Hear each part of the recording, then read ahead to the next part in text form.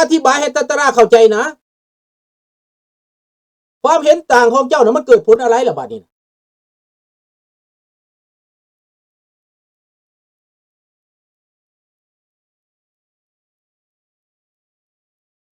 ใช่แต่มันไม่มีโพซิทีฟเลยเหรออะไรก็ไม่มีเลยเด้อไม่ดีเลยเหรอที่ลุงพูดไปนี่นะก็เหมือนดังคุณแก้ต่างให้พวกเราแดงล่ะสิเวทีของเรามีแค่นี้ลาวแดงมีเวทีตั้งทั่วประเทศมีอำนาจด้วยแล้วทำไมตัตราไม่ทำเขาล่ะ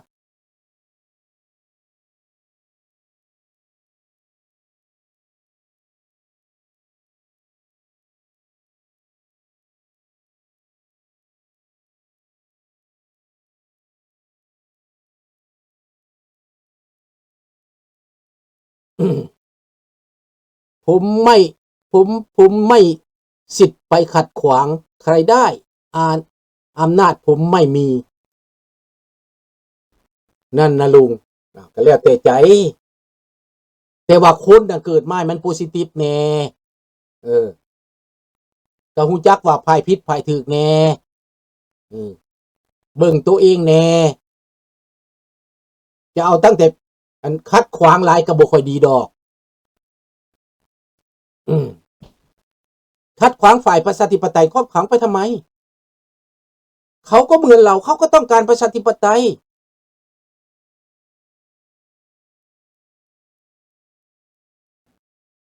ได้เปลี่ยนยังก็ได้เบิดเลยที่เขียนเป็นลาวเป็นไทยก็ได้เบิดลุงให้เขียนได้ทุกภาษาในนี่นะที่ลุงอ่านได้ลุงอ่านบ่ได้ลุงก็บ่อ่านไม่ได้บ่ได้สำคัญเรื่องนั้นเด้ที่เปลี่ยนเป็นลาวเป็นไทยก็ได้แต่ลุงเบิ่งน่ะมันมีบางครั้งมันเนกาทีฟเกินไปหั่นน่ะเนาะบ่แม่นจะมาเถียงเจ้าดอกตะตาราที่จริงแล้วข้อยบ่มีเวลาติเถียงแต่เจ้าเด้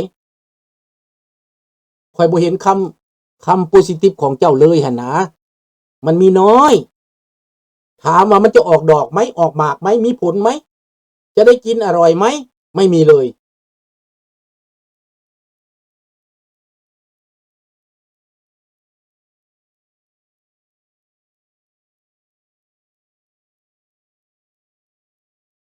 เปลี่ยนอเมริกาได้ด้วยเหรอ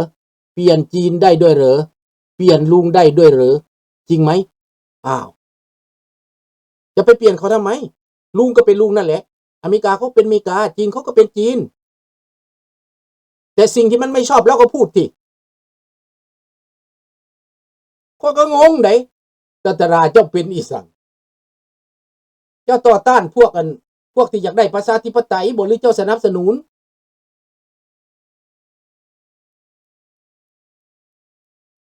ไม่ใช่บางเทื่ออารมณ์ขันของเจ้านะขันตลอดนะเวลาเขาว่าความสำคัญเลยเจ้าหัวขวัญนั่นนะมันก็เป็นมารยาทคือกันเด้ข่อยเห็นคนไทยนี่ถ้าเวลาเขาเครียดจะไปเว้าซั่นน่ะเขาไล่ตีเด้เออคนไทยก็บ่ได้เห็นได้ใจดีเบิดเด้ข่อยไปเบิ่งน่ะข่อยไปอยู่หั่นหลายปีหลายเดือนได้ข่อยฮู้ได้ขนาดเลี้ยวเบิ่งซื่อๆก็ยังไล่ตีอันนี้ข่อยให้โอกาสเจ้าเป็นมื้อเป็นวันมันเท่าใดแล้วเจ้าบ่เคยเว้าโพซิทีฟเลยสิให้ข่อยเป็นอารมณ์ขันตลอดมันก็บ่ว่าติเจ้าก็คิดแหน่คิดเห็นใจหมู่แหน่โดคิดเข้าใจหมู่แหน่อ่านใจหมู่แหน่ถ้าตัวเองเป็นคือเพิ่นแล้วสิเป็นจังไดก็ต้องคิดเจ้าต้องคิดเด้ออันนี้ลุงจักสอนแหน่หนึ่งว่าชีวิตของเจ้าน่ะนะที่เจ้าเว้าน่ะเจ้าทำท่านะกลั่นแกล้งนะ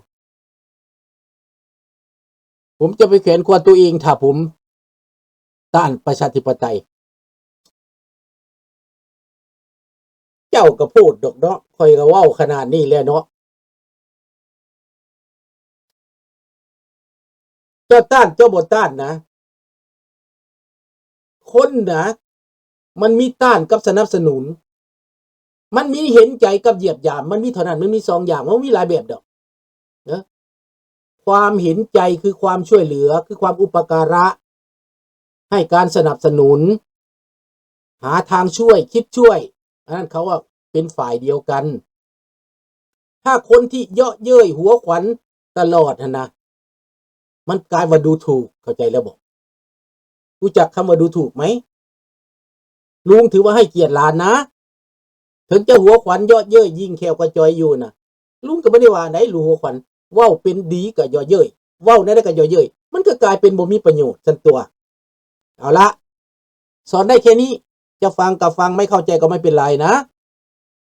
ให้โอกาสลุงก็สุดใจกว้างเลยแหละใครเป็นผักหลัดได้สแต็กดีบ่ทุกคนโมเมนต์เจริญเด้ออยากให้ลูกหลานเข้าใจความลาวเด้อ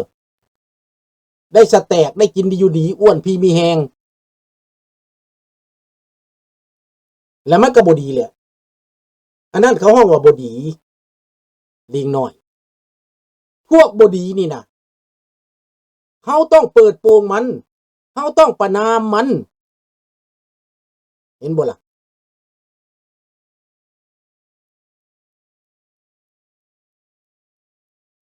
ครับไม่ได้ว่าดอกนะคิดเอาไปคิดดูสิมีบางครั้งมันก็เฮิดลุงไหนคำเขียนของหลานมีบางครั้งเฮิดเด้อบางครั้งลุงก็โตเลเรตได้ยอมรับได้ไม่เป็นไรเพราะถือว่าเราไม่มีแผ่นดินเราเป็นคนที่แตกบ้านแตกเมืองมาเราต้องเป็นคนอดทนมากๆถ้าตราเป็นลุงเนี่ยจะอดทนสำลุงไหมจะมีความอดทนบากบั่นเหมือนลุงไหม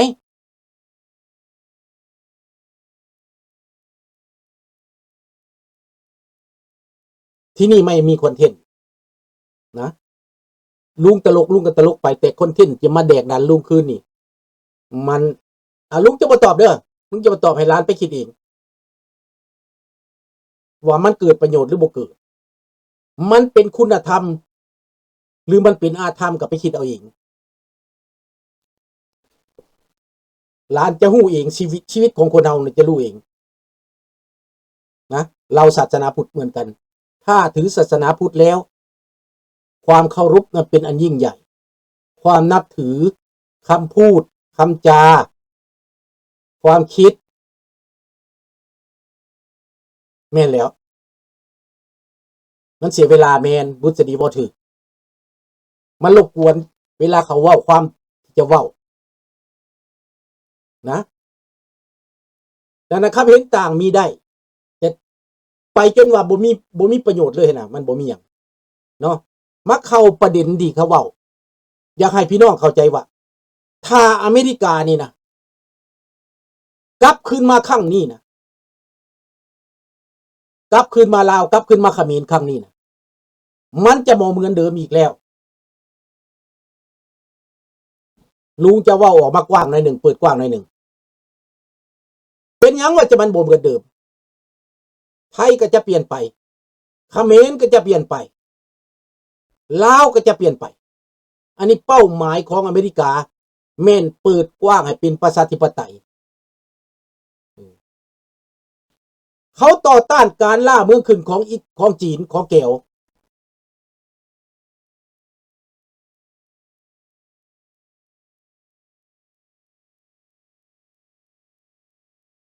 ทำไปเลยทำไปเลยมีความสุขก็ทำไปเลยนะเพราะว่าความรู้ของเจ้าค่อยคือว่ามันถึกป้อนมาจากพวกไอโอของพวกกันเผด็จการนี่แหละพวกเกียรติสร้างคนลาวนั่นแหละไอโอของเจ้ามาแต่หันบ่มาแต่ไซดอกนะพวกเจ้ามีรัสซิสอยู่ในตัวของเจ้านั่นแหละเจ้าแบ่งแยกอยู่ในตัวของเจ้าแหละคันจะบ่เป็นแบบนี้ดอกรับรองโลดเจ้าจะบ่เป็นแบบนี้เจ้าดูถูกคิดว่าหมู่บ่มีความรู้คือตัวเองซะบ่หมู่บ่รู้ซั่นบ่เห็นว่าประเทศไทยลุงบ่เว้านะลุงรู้หลายอย่างนะแต่ลุงบ่ได้เว้าเพราะด้วยความเคารพมีบางอันลุงบ่ได้พูดให้นะลุงเว้าแต่บางอันบางอย่างที่มันพอเว้าได้หลายอย่างที่ลุงบ่ได้เว้า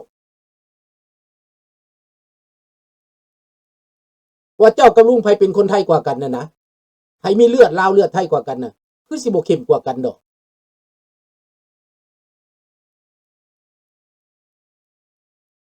นั่นแหละถ้าเป็นชาวพุทธเนี่ยมันต้องคิดเลยแหละมันต้องเฮียนเลยแหละเด้อ แต่ว่าบางเทื่อเขาบ่ได้เฮียนศีลห้าติเขาบ่ได้เฮียนติอย่าบ่ได้เฮียนดอกข้อนี้น่ะเอาแต่ขี้ซอตอแหลอันได้อยู่แล้วมาคิดเบิ่งพี่น้อง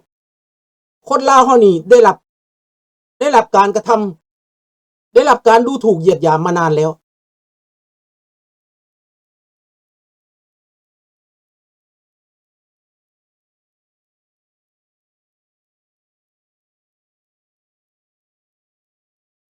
หลานอาจจะไม่ได้คิดดูถูกแต่การกระทำมันแสดงออกมาแบบนั้นหลาน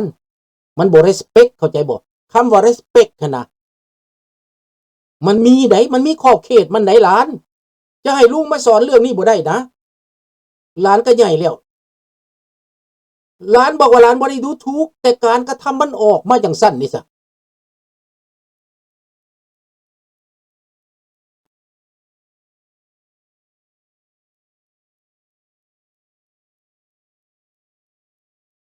เจ้าอาจจะบ่เข้าใจเจ้าเพราะเจ้าบ่รู้สึกเจ้าเหยียบตีนเขาเจ้าก็บ่ได้รู้สึกมันบ่ได้ผิดนะเหยียบตีนนี่นะเจ้าก็สิว่าจังซั่นแหล้วเออ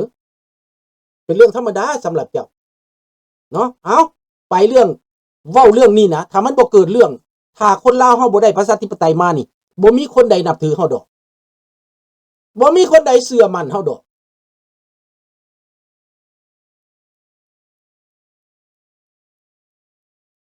เนาะลุงบ่ตอบเลยเด้อแต่ตาดาเด้อเจ้าไปคิดเองให้เจ้าไปคิดเองที่ลุงเว้าน่ะถ้าบ่แท้ลุงเว้าหลายเทื่อแล้วไปคิดเอง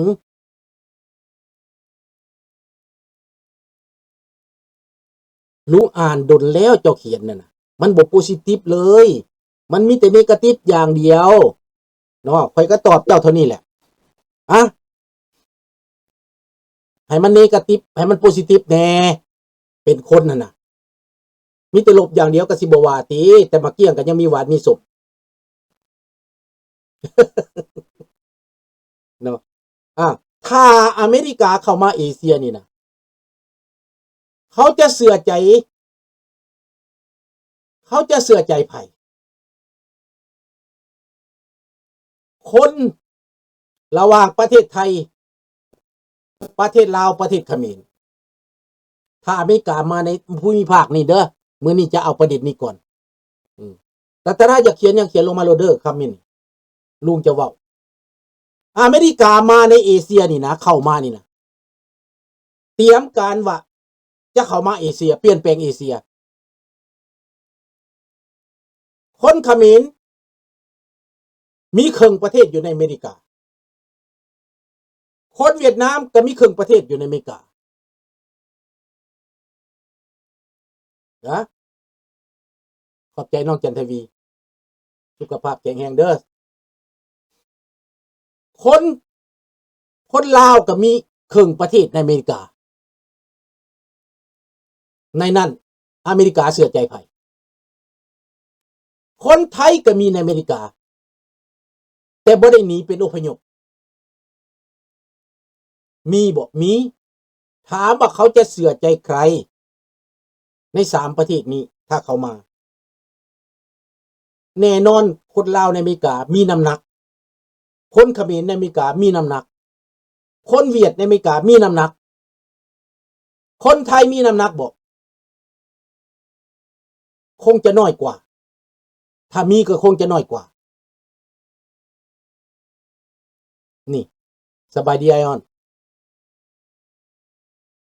เนาะแล้วให้พี่น้องคิดเบิ่งว่าถ้าว่าเขาเข้ามาเทศน่ะคันเขาไว้ใจประเทศใดอเมริกาไว้ใจประเทศใดน่ะเขาจะสร้างนักประเทศนั้นถ้าเขาไว้ใจแล้วนั่นน่ะคนลาวจะดึงดูดให้อเมริกานี่ไว้ใจได้บ่